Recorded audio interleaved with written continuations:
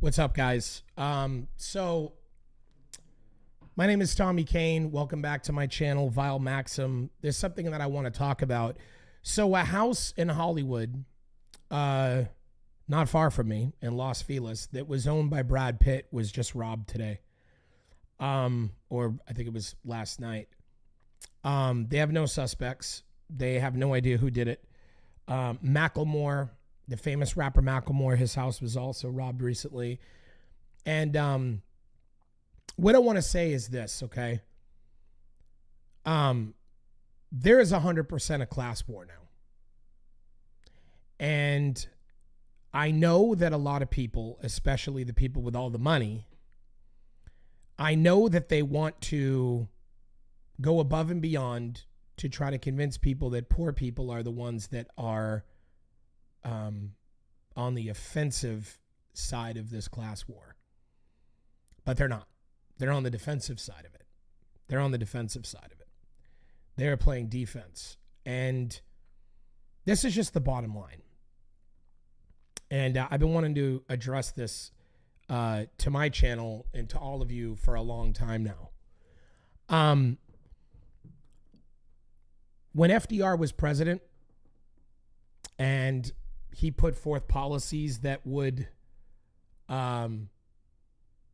force the wealthy people in America to pay taxes, huge marginal tax rates, we still had wealthy people, very wealthy, but it kept them in check to the degree that they did not wind up insanely, disgustingly, ridiculously wealthy to the point of absurdity like we have today.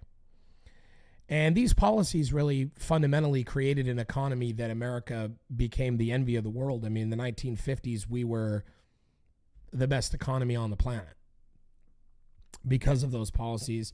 And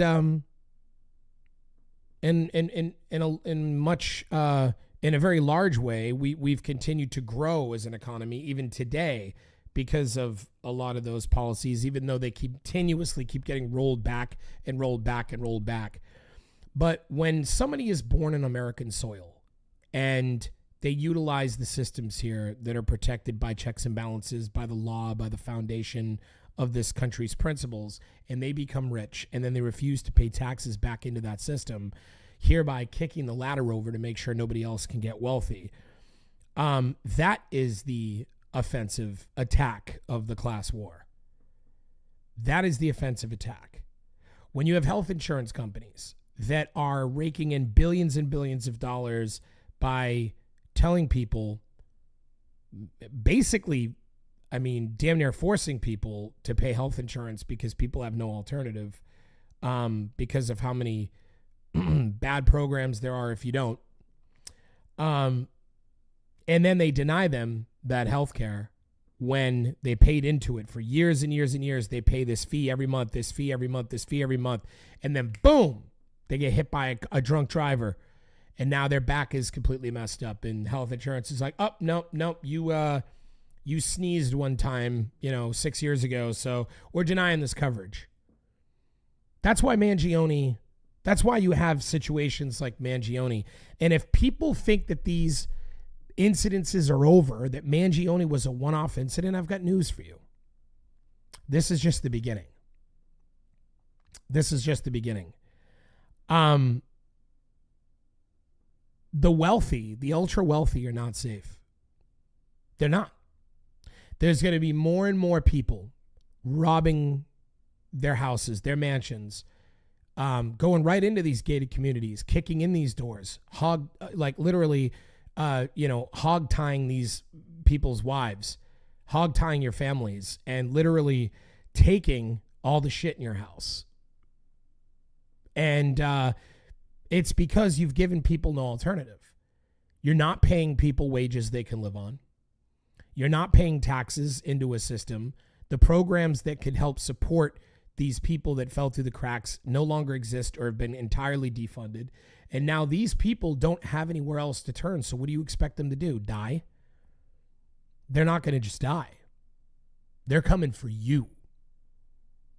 You think you're safe because you have all this money, and you use it to bribe your publicist, or you pay your publicist to spread news stories about whatever you want, whatever narratives you want.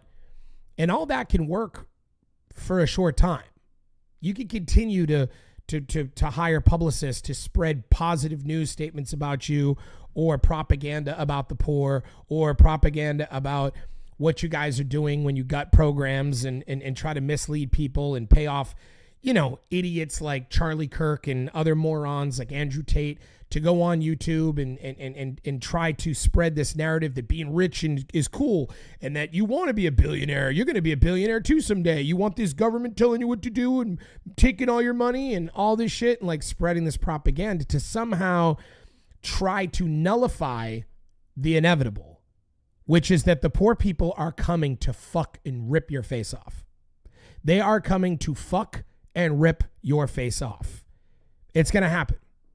It's going to happen. You are not safe in your big mansions. You're not safe behind your gated communities. You're not safe because you have all this money. You're not safe. The only thing you can do to really save yourself is to up and leave the country. And you know what? Good. You don't pay taxes here anyways, so get the fuck out. You don't want to pay back into the system that's taking care of you, so pack your shit and get the fuck out. And that's the bottom line.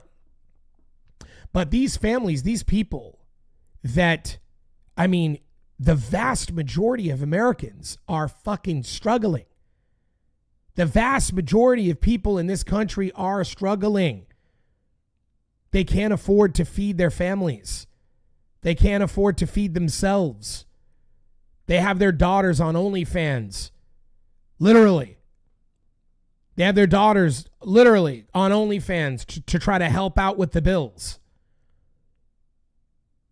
They're sharing one vehicle that's falling apart.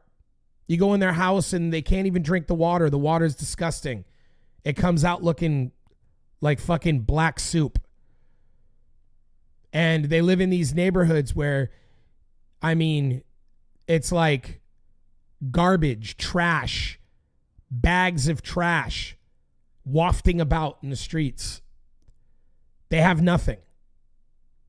They have nothing. And we're not talking about a very, very small minority of people in America. We're talking about 50 to 60% of the country. And these wealthy people, these fucking idiots, these politicians that are out of touch with reality, these celebrities that are out of touch with reality, these fucking politicians that are out of touch with reality, wealthy elites, they have no idea. They're completely fucking delusional. Completely delusional. Yeah, okay, so you have $1 billion company and you sell a bunch of products. Who are you going to sell them to when you have completely abandoned the entire populace that and left them in a place where they don't have enough money to buy what you sell? What's going to happen to you then? Stock market? You're just going to keep perpetually getting rich off the stock market? And that's what these people do. They don't care anymore. They're like, we dump a bunch of money into the stocks. We have hedge funds. We have hedge fund companies that will promote the hell out of a stock or try to destroy a stock. And we just dump, we're billionaires, so we just dump a few $100 million into something. They promote the hell out of it. We make $50 million in a day. We pull all our money out, and then they go and they tell everybody it's a shit stock afterwards, after we've dropped our money out of it and we made our $50 million. And we could do this over and over and over and over again. And we don't need to sell products anymore. We don't need to hire workers anymore. We don't give a fuck if you buy our products or not. You think Apple gives a shit if you buy the iPhone? They don't need you to. They don't need you to. They can make more money in a fucking day manipulating money on the stock market and dumping money into stock markets overseas, places in the in Japan and foreign markets and so on and so forth, and they can make more money in a week off of one stock push. They don't give a shit about you buying their products.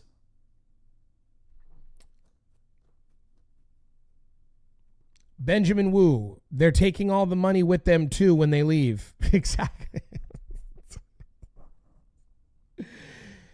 Well, this is the thing is that I don't know if you were saying that meant to be funny because people die and they can't take it with them, or if you actually mean it literally, but you actually are correct in a literal sense too. Because this is the thing people don't realize is that they put all these money, these billionaires put all this money into stocks. They put it all into the stock market, right? And then they leave it there because as long as they don't take it out of the stock market, pay attention to what I'm telling you right now. As long as they do not take that money out of the stock market, they cannot be taxed. And so do you know what they do? They don't take it out. They borrow against it. So if they've got a bunch of money that are in stocks, especially high yielding stocks that give them, say, like there are stocks. I'm going to kind of say this right now in a very dumbed down way. And this isn't to insult anybody's intelligence because I don't know what people know or what they don't know. But I do know that there might be people that watch that maybe are not so familiar with how things work. So I'm going to explain this in a very dumbed down way, just in case. For those of you who know this stuff, please forgive me for having to say it in such, in such simple language. But I want to put it to you like this. A person who is rich, who let's say they've got $50 million, they take their money, they put it in the stock market. Let's say, for the sake of easy math, they dump $50 million into stocks like there's a stock called Iron Mountain, which is a paper stock. It's a long story. I'm not going to get into that.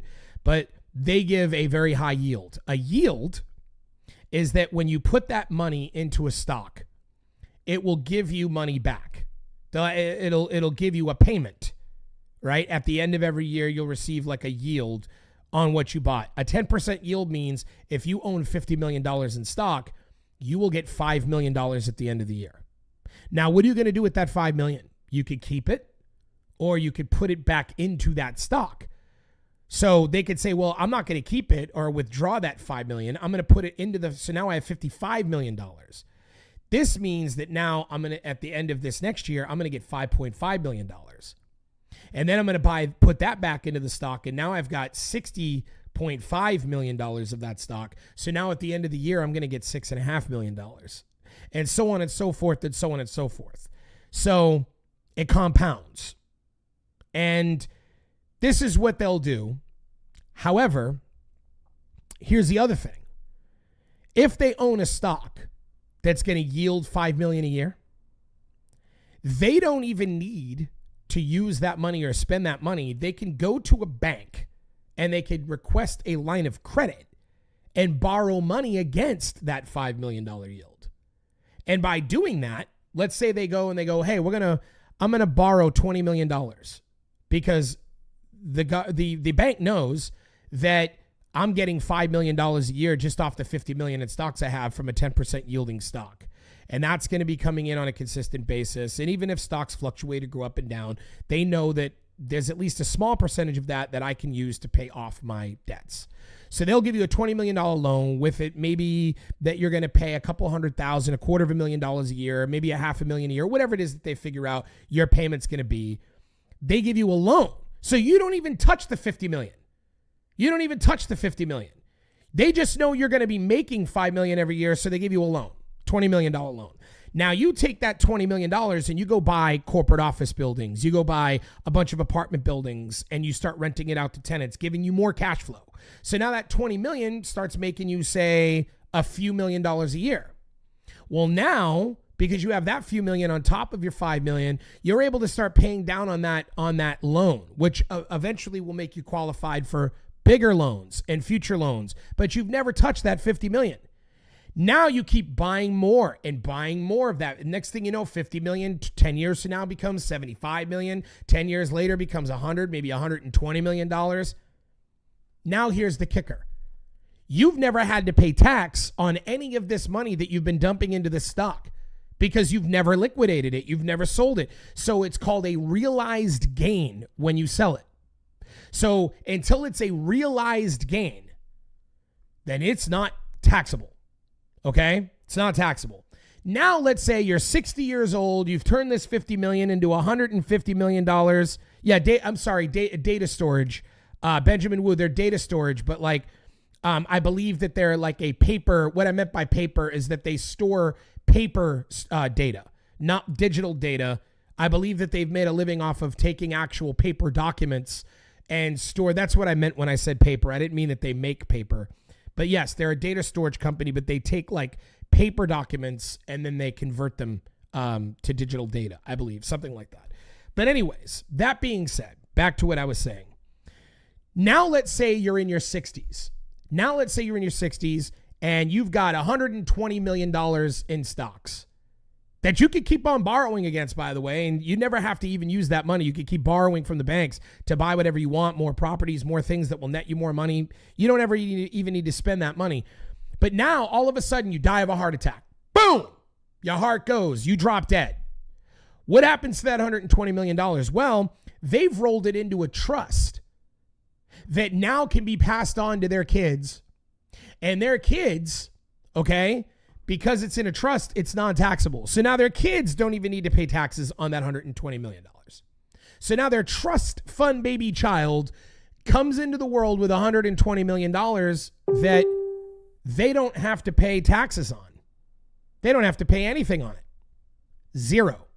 And what do? They now do the same thing their father did. They now borrow against the banks and basically, or now borrow against that 120 million. They borrow from the banks again saying, hey, I have 120 million in stocks and it nets this much money every year. It yields this much money every year. And they borrow and then they turn that 120 million to 500 million or maybe even $1 billion in their lifetime. And then they die. And then the trust moves on to the grandchild. And now they continuously keep doing the same thing. But the problem with this is that none of that money is getting paid back into the system of the country. It's not they're not making money from hard work. They're not making money because they earned it. They're just rolling all their family's wealth down the line, and it just keeps expanding and expanding as they borrow money from the banks.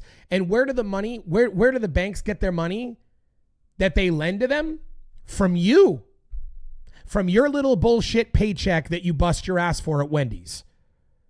The little fast food check that you're getting, or maybe you work at AutoZone, or maybe you work at fucking wherever. Maybe you work at Dick's Sporting Goods. Wherever it is you fucking work, that little paycheck you're putting in, every dollar you put in the bank allows the bank to loan $9 on top of that $1. $9 on top of that $1. And they're not loaning it to you. They're not loaning it to you so that you can get a small business going. They're not loaning it to you so that you could try to rise up above your fucking stature in life. No, they're giving it to the people that already have tens of millions, 50 million, 100 million, hundreds of millions of dollars already, because they have high yielding stocks that they can easily loan them that money, knowing that they can get that money back. And so these rich people just continue to get richer. And they're not being taxed on it. And they're not putting money back into the system that allows the poor person, okay, who works every day, who works every fucking day. And by the way, for a non-livable wage, they're not even giving you enough money to live on. And you're working 40 hours a week. I mean, the math is literally crazy. I have people literally saying to me, bragging to me like, hey man, I fucking finally get a job making $25 an hour. You know how much $25 an hour is after you get it taxed? $36,000 a year. Something like that. $36,000 a year. I mean, I could tell you right now that you need like $60,000 a year just to live an average, basic, fundamental life. If you have a basic car payment, not on anything special, not a Mercedes, not anything special. If you have a basic car payment on a fucking Hyundai Sonata, if you have the basic rent payments of a one-bedroom apartment, basically just about anywhere in America, unless you live in the absolute worst neighborhoods in the country or way out in the middle of fucking nowhere in some rural area where you're 20 miles away from the nearest grocery store, unless you live in places like that, your rent is going to be $1,500 a month or more. Then you have your internet that you need, that they act like is a luxury, but let's be real. Is it even possible to fucking exist in 2025 without a fucking internet connection? It's impossible. Okay? They've made it now where you need to have the internet to do just about fucking anything. So internet becomes fundamental, right? Then you need electricity, which obviously powers that internet, as well as everything else in your home, your TVs and your devices, your phones that you have to have, all of these things that you fundamentally need to survive and you need in today's world. And your bills, especially when you tack on health insurance, especially if you have student loans that you have to pay off, especially when you start tacking on car insurance, which is astronomical right now. I mean, car insurance is fucking outrageous. And if you have a car that you're making a payment on, and that's even if you have a car that you're making a payment on, a lot of people can't even afford to do that. So they're driving beaters from 15 years ago that are unsafe to drive because they can't even afford a fucking payment. And they can't even afford the car insurance that you're going to have to pay, which is full coverage if you get a car with a payment. You have to pay full coverage because the bank owns it until you pay it off. So all of these things result in the average person, you got to pay $3,500 to $4,000 a month. That's fucking almost $45,000 to $48,000 a year just in basic bills. $25 an hour doesn't cover that. $25 an hour doesn't cover that. Do you understand what I'm saying? And when you try to tell these rich people, when you try to tell these billionaires, these people that own the fucking Walmarts, that own the Wendy's, that own these things, that you need to pay people more, they call you a socialist. They spread all kinds of propaganda to try to silence your fucking movement and to convince you that you're the problem, that you're a communist, you're a socialist. No, man. This is unabashed greed. This is unhinged fucking greed in America that has gotten to the point where the guardrails of capitalism are completely removed. There's no proper regulation. There's no way to govern anything anymore. And now, when Elon Musk just went in there, they got rid of the scam police. They literally axed and completely defunded the the Consumer Financial Protections Bureau, which was a bureau that went after corporate, big time companies for scamming the little people. And they got rid of them. Full stop. Well, they didn't get rid of them, but they basically took like all their budget. And this is happening. There is a rich offensive, an ultra wealthy offensive of harming the general public over and over and over and over again. So here's how I'm going to explain it to you, okay? Let's say you have a guy and he owns a business. Maybe he makes hamburger meat, okay? And one day they're sitting in the board meeting and they're looking at their numbers. And they look at their numbers and they go, guys, we're losing $7 million a year on this bill. What is this? This is cutting into our corporate profits. And we can't have that because then our stock share goes low. And if our stock share goes low, people sell off the stocks. And then when people sell off the stocks, we go into the shit house. And we can't have that. So we have to let profit drive every decision. So what is the $7 million bill? Why are we paying this? And then some guy in the room says, oh, that's the fees that we pay every year to regulate our meat, because there is a regulation that says that we have to have our meat tested for impurities to make sure people don't eat toxins. And he says, well, can't we save money if we just give $2 million to a senator and ask a senator, if we bribe a senator and give him $2 million for his campaign, we could tell him, we're going to give you this $2 million for your campaign, but in return, when you become a senator, we want you to pass the legislation that will remove this regulation, that will stop the government from regulating our meat. And then we win because we pay $2 million now. We never pay this $7 million again. Win-win, right? And that's what they do. But is that good for you and me? Is that good for us to go and eat this meat that has impurities in it now because they're not being regulated anymore because they cared more about profits? That's a problem. That's a problem. And then when they argue, well, yeah, that's the last thing we need is more government policing, more government regulation, the government. What are you talking about? You want to breathe polluted air? You want to eat fucking toxins? You want to eat poisons in your food? It's utterly absurd. My father is a huge MAGA supporter, huge Trump supporter, like ridiculously. I had a conversation with him the other day where for the first time he came around. I've been unable to get my father to come around for the last 10 years. he has been unbreakable, unwavering in his support for Trump and MAGA. And I got on the phone with him, and he's now 70 years old, dealing with a lot of different health issues. And he just leaned into me and he said, Tommy, I can't believe, a buddy of mine told me that he went to Italy and he lost a bunch of weight and he ate pasta and pizza like all day and every day. And he's like, and I said, how is that possible? And he said, oh, well, there's the way that they do things in France, there's no pollutants in the flour. They don't spray the wheat fields with chemicals and things like that.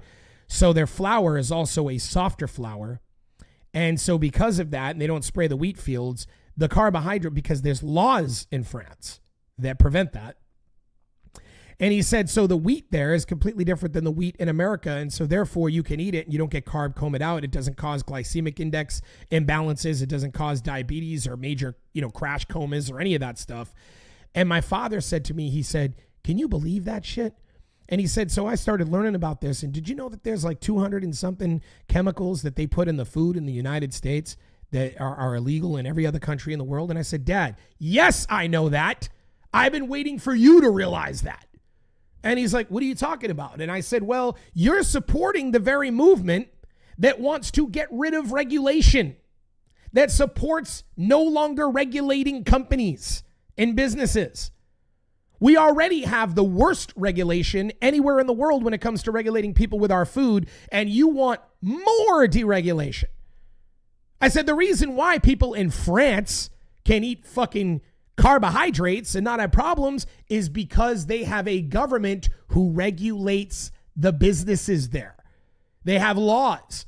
If we try to do that here, you go, the fucking liberals, there go the liberals again, big government trying to get their nose into... And that's exactly the problem. And you know what my father said? For the first time in 10 years, my father had an argument with me about politics. And you know what he said to me after I said this to him? He went, well, you may have a point.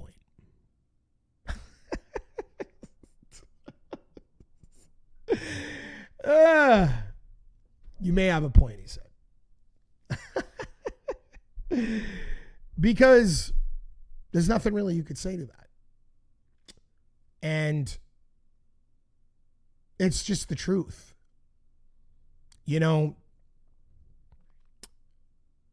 It's the big...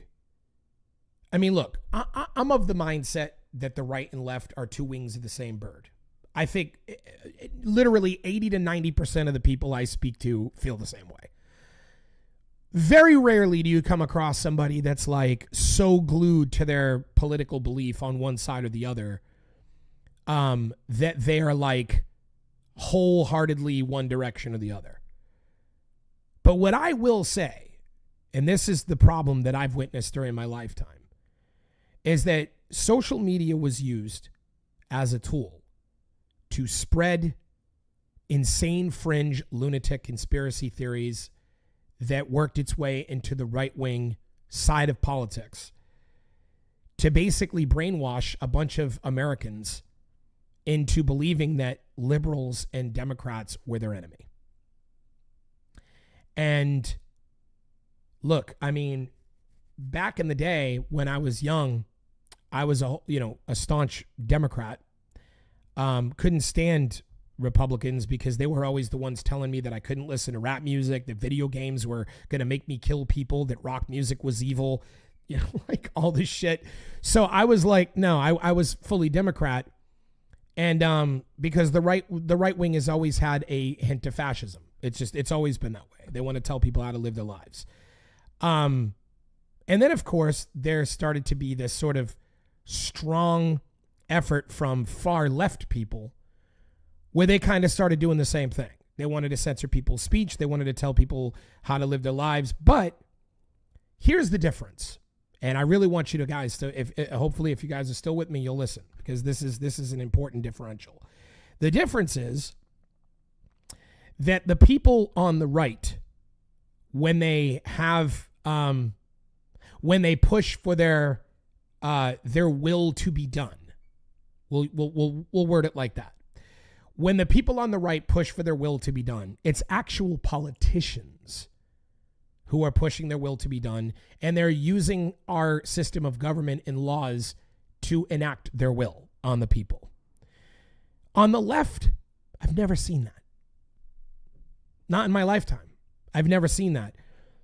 It's the voters, the people on the left can sometimes be loud. You know, the dyed-haired college kids that want to shout in your face and, you're white, check your white privilege and all that type of shit. But there's never any politicians on the left that are actually for that or in support of these crazy ideas.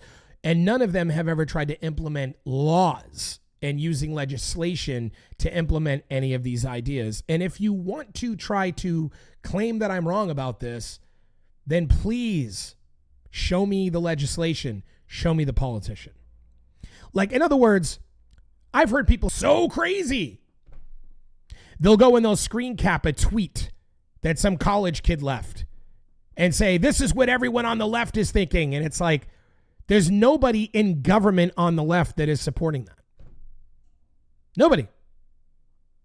But when it comes to right-wing crazy, like telling women what to do with their bodies, like gutting Medicaid and the Social Security and safety nets, refusing to let billionaires pay their share in taxes. When it comes to right-wing crazy, that's not just the crazy voters. That's actually the people who they get into office that literally try to implement those policies through our system of government. Or in Trump's case, not even going through the system of government, but saying, fuck you, I'm king. I don't care about checks and balances. It's now I'm just going to pass executive law and executive rule that says this is how it is, whether you like it or not. And that's the difference.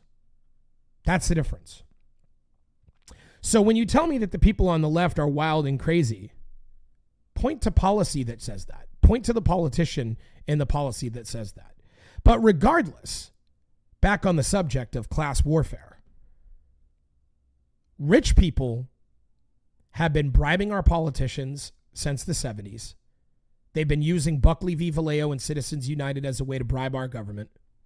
They have been over and over and over again making it so that they have monopolies, that they violate antitrust laws, that they don't pay people livable wages, that they're not trying to help people with health care. They're not trying to help, they're not paying into the systems that will provide health care or food or any social safety net for any of these people. And they are fucking starving. These people are starving. And they have nowhere to turn. And this is going to fundamentally result in more Luigi Mangionis. They're coming for you. The ultra wealthy should be real fucking scared because these people don't give a fuck anymore. Your gates are not high enough to stop the army that's going to come in your house and take your shit. There ain't enough people on the police force. Matter of fact, the police force don't even care to protect you because they've been getting defunded as well. Because that's another social program that wealthy people don't want to pay into because you know what pays them? Taxes. And when wealthy people don't pay taxes, guess what? Police get cut too. So even the police are going to go, oh, well, oh, you're being robbed. Woe is me. Woe is me. I don't know. If only you had paid your fair share of money into taxes and there'd be more police that could actually clean up the streets, but there isn't because you people don't give a fuck about anything but your own greed. You think the police are going to save you? They're not. The ghetto is coming. The trailer parks are coming. The hood is coming for your rich neighborhood. They're going to kick in your fucking doors. They're going to take your shit. They're going to tie up your wife and your kids, and they're going to leave with all of your shit. And that's what's going to happen. And all of this could have been avoided if you would have just paid livable wages. All of this could have been avoided if you would have just paid into the system that you took advantage of to get rich. All of this could have been avoided if you had just cared about the fabric of our country, the fundamentals of how our country works, but you didn't. You cared about yourself. You cared about your own wealth. You wanted an 8th yacht, a 9th yacht, a 10th yacht, a 6th jet. 5 of them wasn't good enough. You needed 6 private jets. You needed 7, 8 private jets. You own 100 properties. It ain't good enough. You want 200 properties. You want 500 properties. It ain't good enough. $400 million ain't good enough. You need 800. You need $6 billion. You need 20 billion. Nope. You need 80 billion. Nope. You need 200 billion. It's never enough. Well, now you're going to deal with the repercussions of that. All these institutions that you have built, these businesses that you have built, all of this shit, you think that it's a fucking game? When you see Waymos set on fire in the middle of the fucking street, when the news media puts cameras on Waymos set on fire in the middle of the fucking street, that's not waking you up, man. You think they give a fuck about your AI, Mark Zuckerberg, Elon Musk? You think people give a fuck about your nerdy little fucking Silicon Valley fucking bubble you live in? About your little technocracy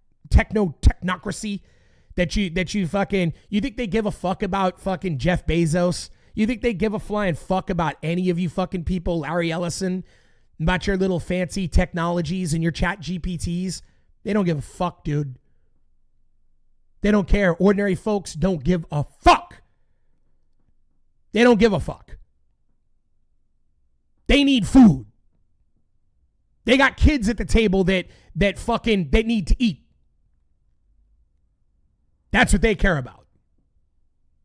They need to be able to survive. They don't give a fuck about none of that shit.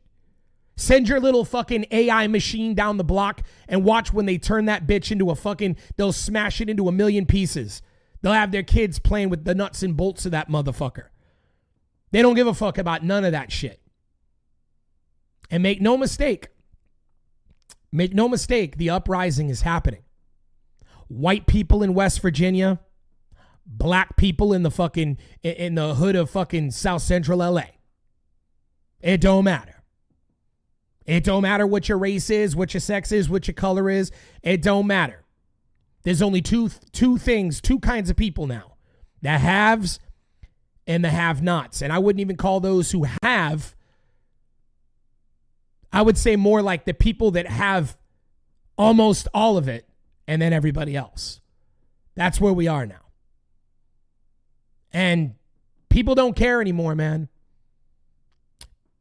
Luigi Mangioni's, they're going to be coming. You executives and billionaires, you CEOs of all these fucking companies that ain't paying people livable wages. You're not safe, man. You don't think that they can easily go on the internet and find out where you live? If they could find out where Brad Pitt's home is, where Macklemore's home is, you think you're safe because you're the CEO of McDonald's? You're not.